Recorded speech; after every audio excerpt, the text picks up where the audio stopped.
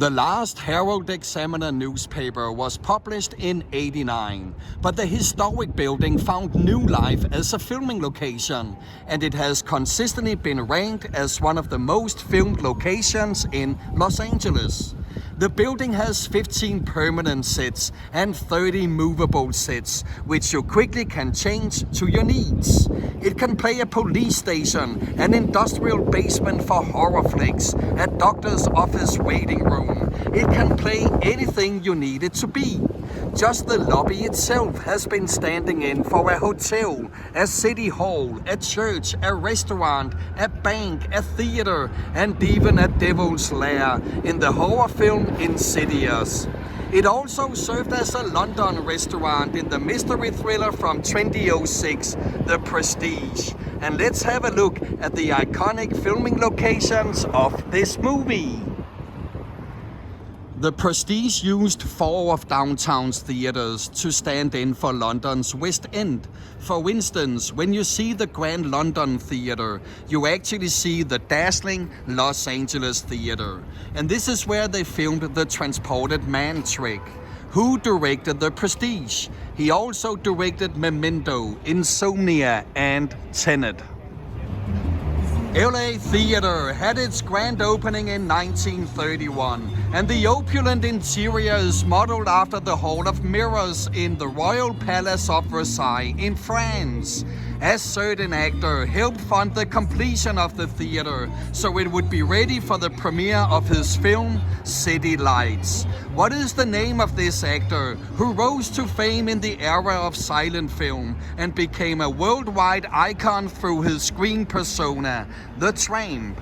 He also starred in movies such as The Kid, The Gold Rush, and The Great Dictator.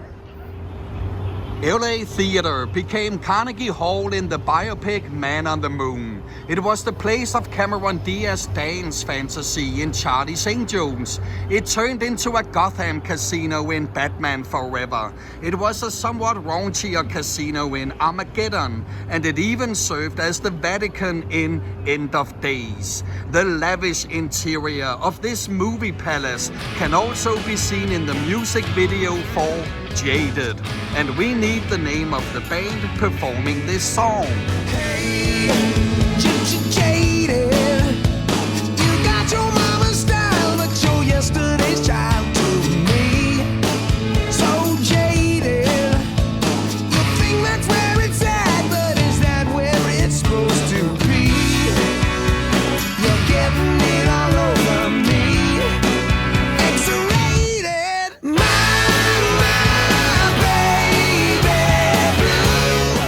Palace Theatre opened in 1911 and is yet another lavish location from The Prestige. Or to be exact, the loft apartment up there was the workshop of the working class magician Alfred Borden. Who played the role of Borden? The director also used this actor in the Batman trilogy. The same attic was used as Julianne Moore's studio in the black comedy from '98, The Big Lebowski. What are the names of the famous brothers who directed this movie? Tower Theatre opened in 1927, and it was the first movie theatre in downtown LA equipped to accommodate talking pictures. Its interior is modeled after the Paris Opera House, but you can't see this in The Prestige because only the exterior was used. Who played the co-starring role as the aristocratic magician Robert Angier? You also know him from musicals, where he has portrayed Jean Valjean in Les Miserables and Phineas Barnum in The Greatest Showman. Belasco Theatre dates back to 1926, and it was intended primarily for stage plays. The opening attraction was Gentlemen Prefer Blondes, which in '53 was made into a movie. The leading roles were played by Hollywood's leading sex symbols at the time. One was Jane Russell. What is the name of the other actress who was famous for playing comedic blonde bombshell characters? The Belasco is also where John Malkovich is rehearsing a speech from Richard III in Being John Malkovich. It's where Britney Spears has a big audition at the end of the drama Crossroads. Paul Rudd stages a concert at the Belasco in This Is 40.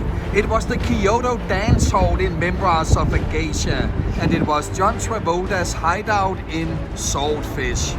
In The Prestige, it functioned as the workshop for Robert Angier's Final Illusion. Who played the role of John Cotter, the stage engineer who works with both Angier and Borden?